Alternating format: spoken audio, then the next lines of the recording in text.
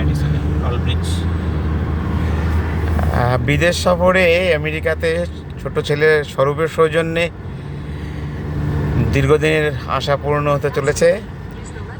আজ আমরা মেডিসনে যাচ্ছি একটা বোটানিক্যাল গার্ডেন দেখতে।